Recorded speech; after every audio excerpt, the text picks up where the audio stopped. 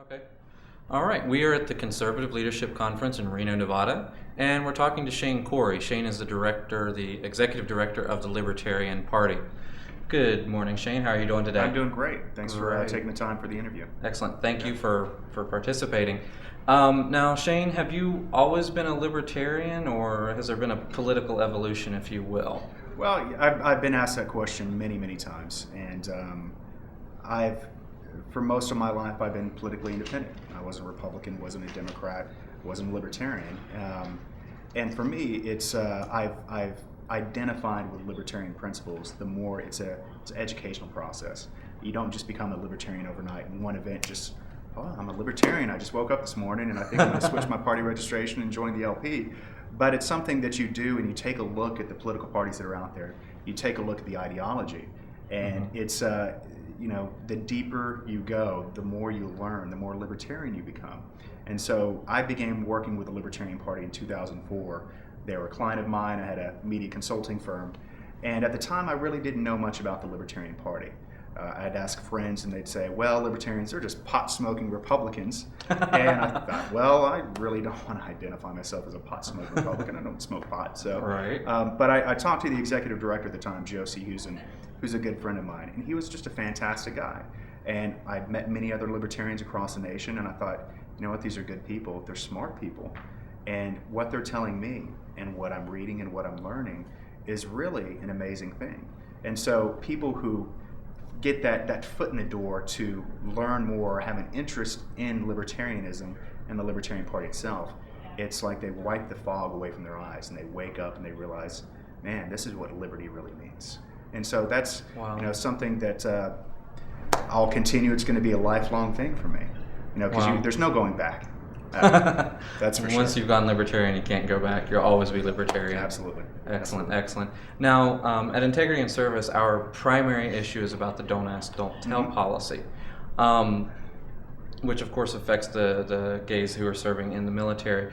What does the Libertarian Party have to offer to the gay community? Well, I think as far as any demographic, the gay community, you name it, you're just Americans to us. There should be no restrictions. Libertarianism doesn't apply to a certain demographic, a certain niche, a certain level of economic prosperity. It applies to all Americans, and that's what we have to offer, in that we don't look as a gay community at the gay community as a gay community. We look at it as libertarians. If they wanted to come and join the party, if any group wants to open their eyes to what liberty is all about, that's fantastic. Now, it just so happens that in the gay community, we want America, we want the government to not discriminate against anybody.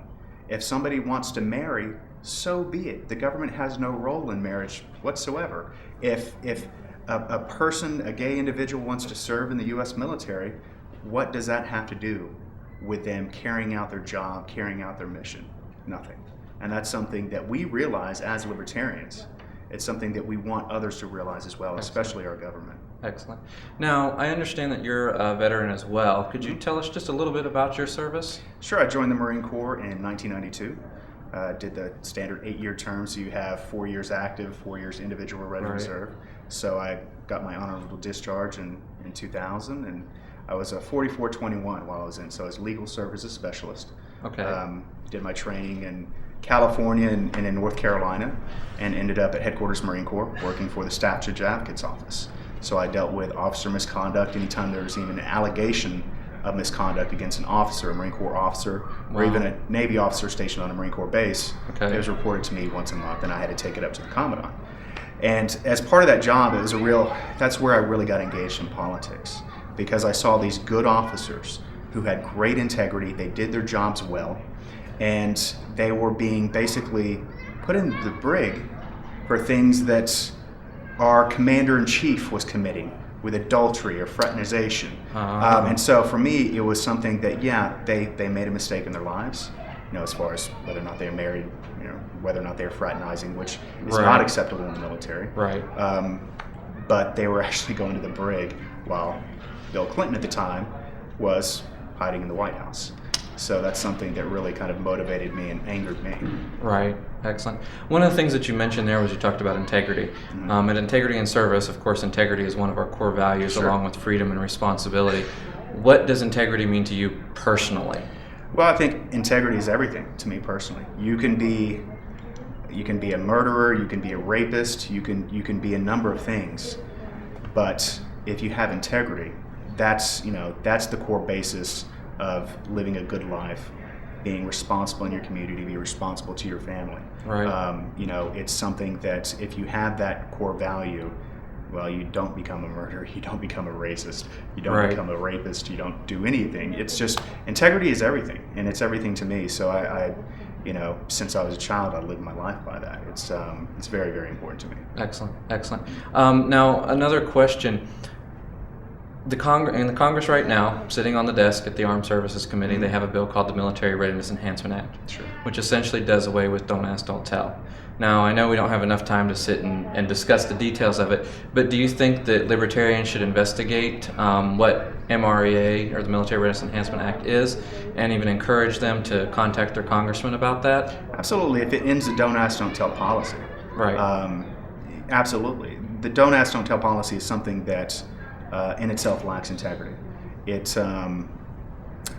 It goes against our history, what we've dealt with in other cases such as blacks in the military, Right. where we segregated them when there was no need to do so.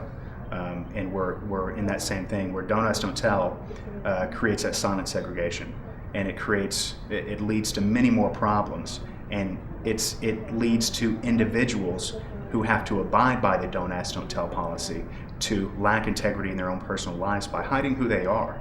Right. And serving in the Marine Corps myself, I've served with many gay enlisted and officers, and you know what? They did their job well. That's all that mattered to me. It Right. has nothing, their sexual preference has nothing to do with their ability to perform the job, to go out and fight, to go out and deal with administrative tasks, and that's the basis of it. Excellent. Excellent. Well, again, we're with Shane Cory, the Executive Director of the Libertarian Party. Thank you for being here Thank today. you. Thank you very much.